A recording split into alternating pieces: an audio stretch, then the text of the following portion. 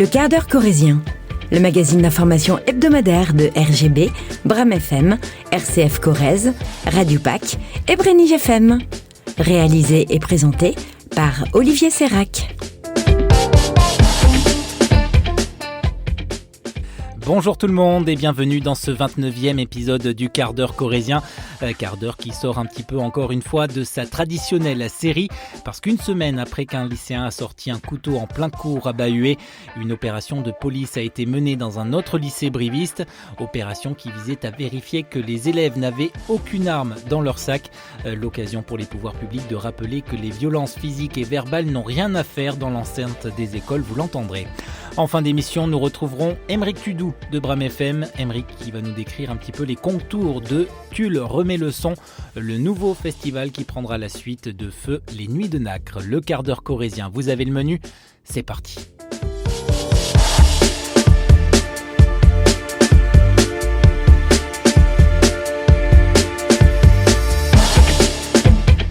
Le 25 mars dernier, l'émotion était vive à Brive parce qu'en pleine matinée, un élève de Bahué a sorti un couteau en plein cours. En fait, on était en cours normalement et pendant l'intercours, on a un de nos camarades qui roule une clope.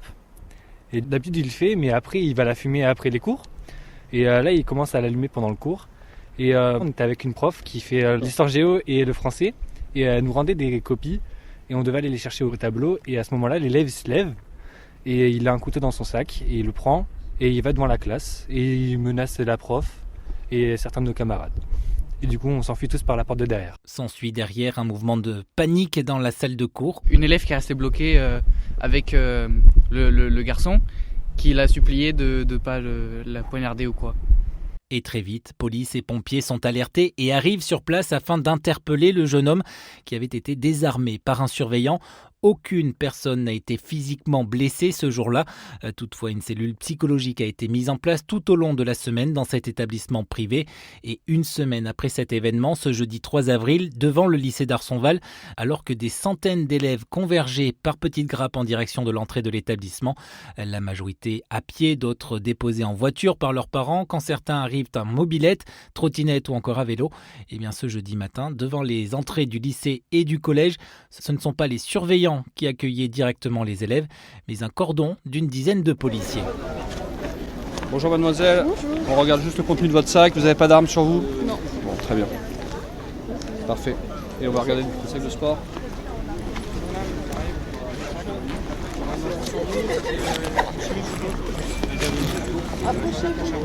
Parfait. Allez, je vous laisse fermer, merci mademoiselle. Bonne journée à vous, au revoir. Une situation qui intrigue Lily Rose, elle vient tout juste d'arriver à D'Arsonval. Mais alors là, j'en ai aucune idée, je viens juste d'arriver, donc je sais pas si... C'est peut-être parce que récemment, il y a eu peut-être des agressions dans des lycées ou des collèges, j'en sais rien. C'est un peu stressant parce que si c'est passé un truc, moi je suis pas au courant.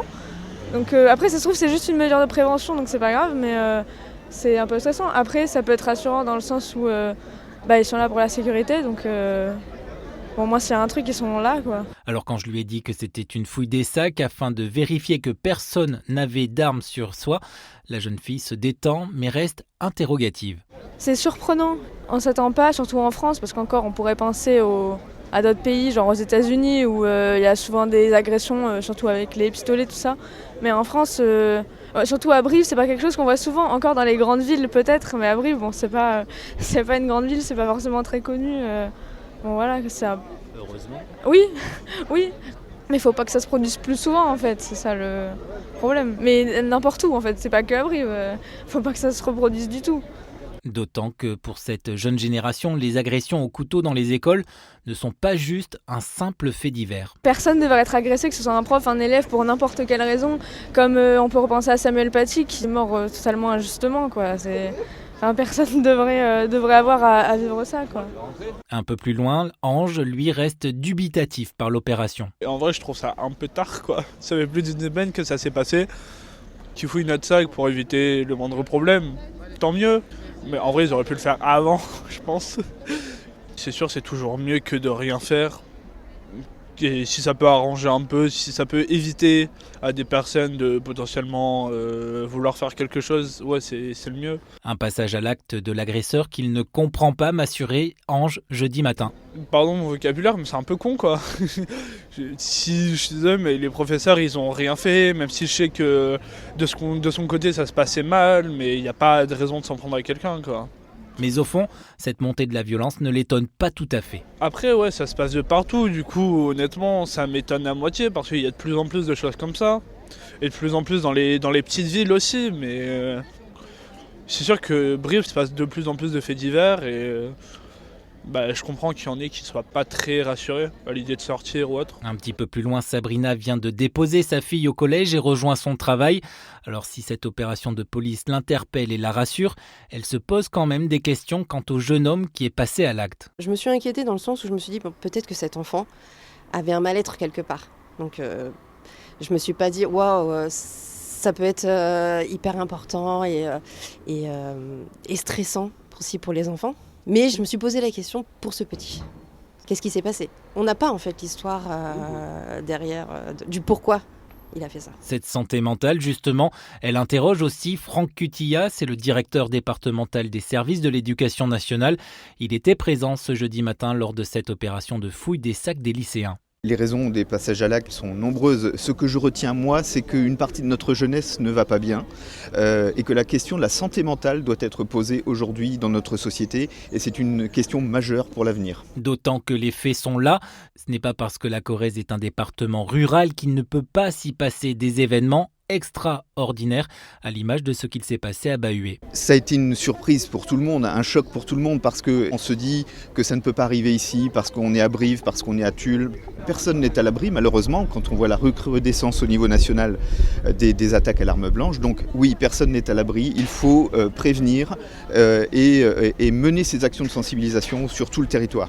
D'autant que, selon les données de la préfecture, le nombre d'agressions physiques et verbales dans les collèges et lycées est important depuis la rentrée dernière, assure le préfet de la Corrèze, Vincent Berton. Il y a eu 50 agressions de jeunes dans les établissements scolaires depuis la rentrée de septembre 2024. Donc c'est un chiffre très important. Il y a eu 6 introductions d'armes qui ont été constatées dans des établissements scolaires depuis la rentrée. Une agression grave la semaine dernière dans un lycée ici à Brive. Nous sommes ici pour matérialiser des contrôles à l'entrée des établissements, contrôles axés sur les stupéfiants et les armes, qui vont se répéter dans les semaines à venir pour contrôler et exprimer que l'école, les établissements scolaires sont des lieux qui doivent être des lieux de paix, des sanctuaires républicains, des lieux de savoir, des lieux d'autorité du savoir et que nous ne tolérerons jamais que ce soit des lieux de violence et d'agression. Donc ces opérations-là vont se réitérer, vont se reproduire dans les semaines à venir afin de faire de ces lieux d'apprentissage des lieux de quiétude et de paix.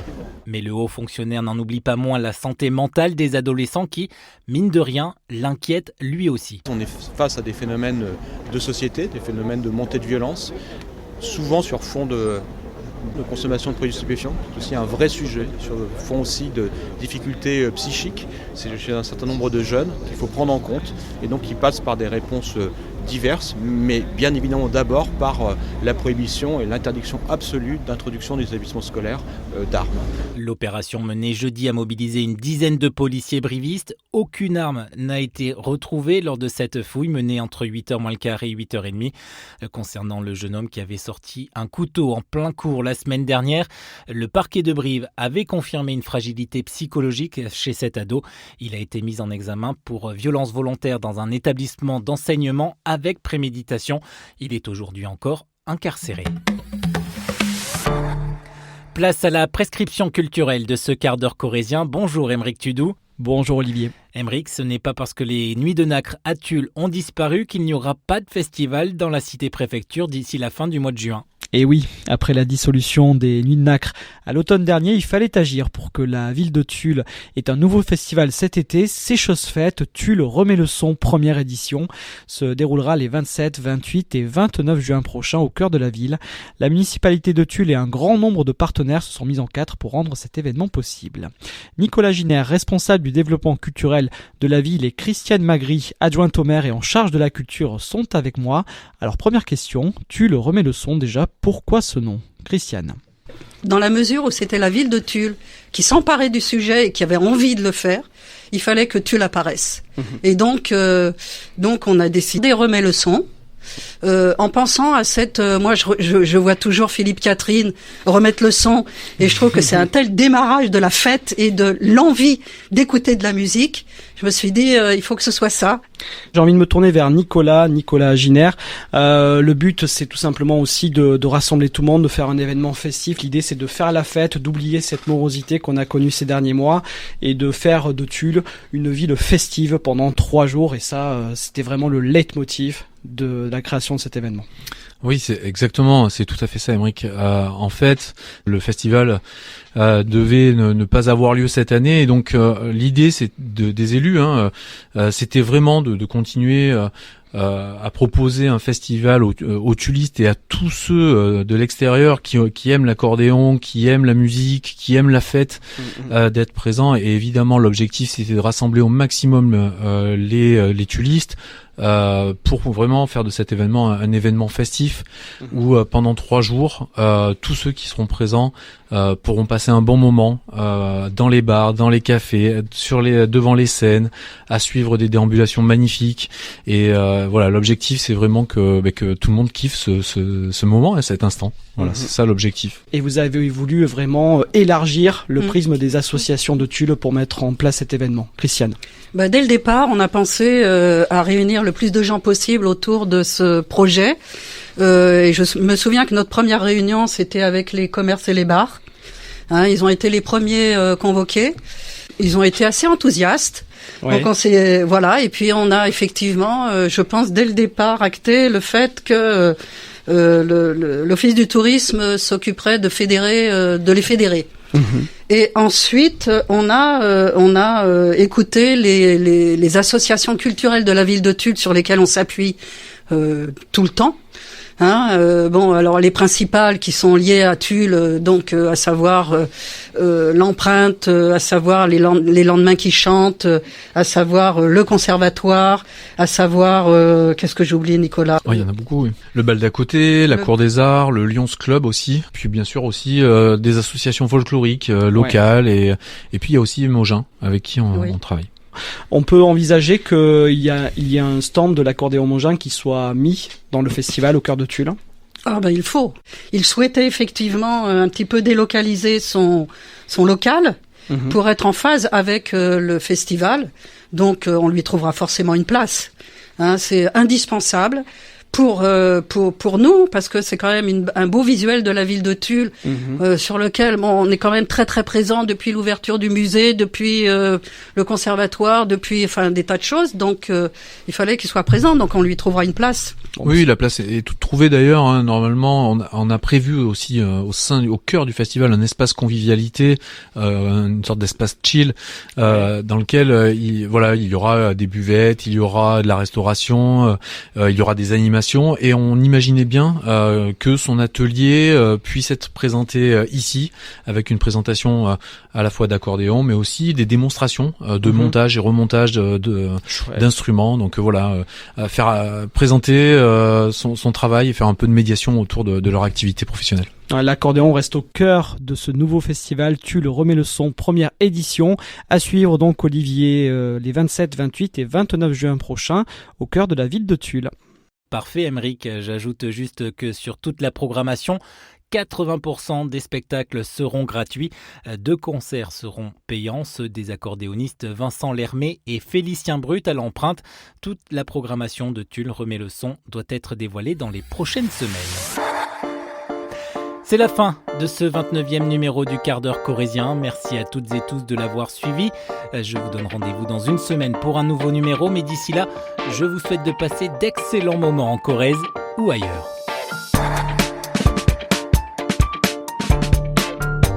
Retrouvez le Quart d'heure corrézien en réécoute sur nos sites internet, mais aussi sur les plateformes d'écoute Spotify, Deezer et Apple Podcasts.